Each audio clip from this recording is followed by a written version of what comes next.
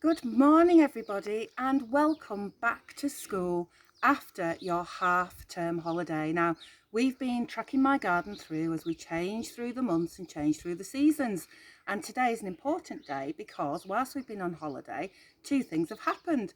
The month has changed from May into June and we'll be having a look at what June has to offer, but also the season is just on the brink of changing from spring into summer, and we can really see that in the garden. So we'll have a look at what's going on in the garden, and the first thing, I've got Elise filming me today, I'd like to share with you is this creature. I've just found this creature in the garden. Let's see what it, oh, good morning.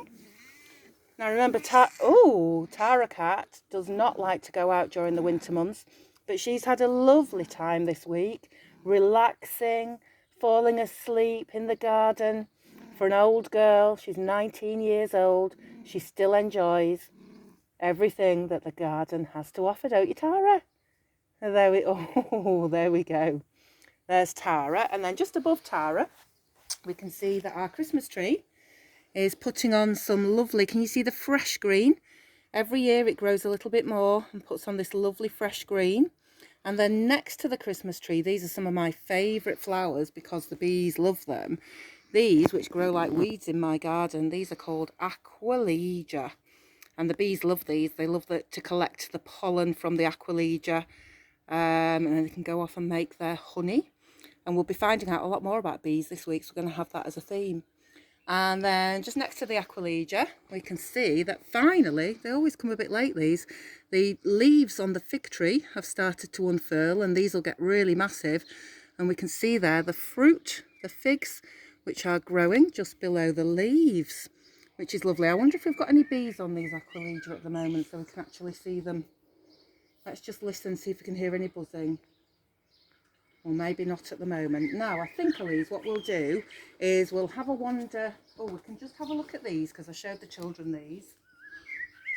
Do you remember? That's it, down here. These are the sunflowers that I planted from the seeds that I showed you. Remember when we were doing life cycles? So they're growing all big and strong. And also the other thing I showed you before, over here, these are my sweet peas. Remember, not the peas that we eat. These peas are going to grow and they're going to bloom with beautiful, sweetly fragranced, pastel coloured flowers, pinks and lilacs and whites. Okay, if we bob down to the bottom of the garden, let's see what's going on down there. Birds are still at it. We've got a lot of sparrows at the moment who seem to be collecting bits and pieces for a second go at nesting. Let's have a look. I wanted to show you these flowers down here, which have got really big heads. There's some more just in that corner there. Do you know what these are going to be? Because these are going to be blooming in just a couple of weeks' time, I think. Those are going to be poppies, bright crimson red poppies. I can hear a little bird up there. Let's just see if he's still singing whilst we look at this tree a little bit. Now this tree here, this is interesting because it has flowered. You can just see the ends. I don't know whether you can get those, Elise. The ends of the white flowers there. And once it's finished flowers, remember the flowers come first. And then when the flowers have gone, they set the fruit. I'm just trying to find an example. They've all gone. Where are they? Oh, here's some. Thank you. You can see here. Can you see those? Oops, I've just broken one off. That's not very good. So can you guess what fruit these are going to be by the end of August into September? Well, these are going to be pears. So you can see the flower ends at the end, and then it sets into fruit, and these will swell and grow into wonderful, juicy pears to have a little bit later in the year. Now, Elise, can you try and pause this and we'll go and have a look at the month of June? Okay, so, oh, I can hear a buzzy bee now. I'm sure it'll be in and out of the Aquilegia. So yes, during the holidays, the month has changed from May into June. So we need to just have a think about June and how many days it has. So remember how we do it? We get our hand, we make a fist, we tuck our thumb in and we face the fist towards ourselves, and we're going to start with our little finger and we're going to do the valleys and the mountains. And remember, any month that starts on the mountain has 31 days, and any month that falls in the valley has 30 days, apart from February. We know about pesky February. Here we go then. Let's find out how many days the month of June has. So January, February, March, April, May, June. June falls in the valleys, so it has 30 days, and it's the 1, 2, 3, 4, 5th, 6th month of the year, the month of June, the first month of summer. That blackbird's really going for it now, I can hear him. And we have turned over our page. So remember, we were on May, had lots and lots of things going on in May. And we're going to turn the page, and we love this picture, partly because it's got a picture of a girl that looks exactly like my daughter in it. So we're going to have a look. Are you ready? What's going to be on the picture for May, June? Here we go. Have a look at that. What a brilliant picture. There's the girl on the hillside.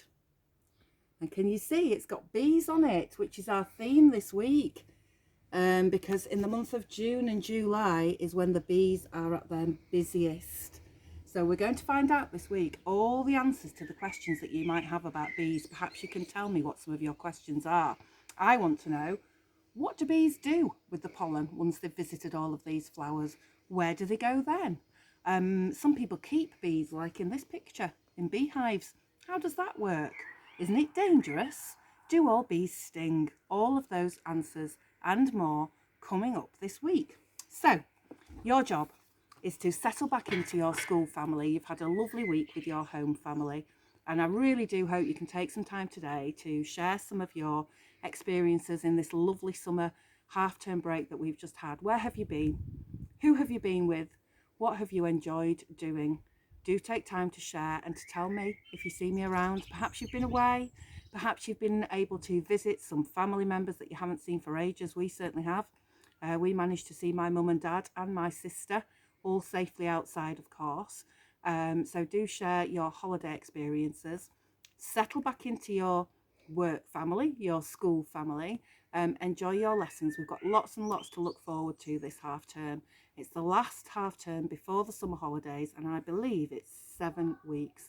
So 7 weeks of brilliant learning and good fun at school before the big summer holidays. So bees tomorrow and for the rest of this week. Let me know if you've got any questions you'd like answering. Until then, have a really good Monday, back in your classes, back with your teachers, back with all those safe adults in school, and I'll see you soon. Bye for now.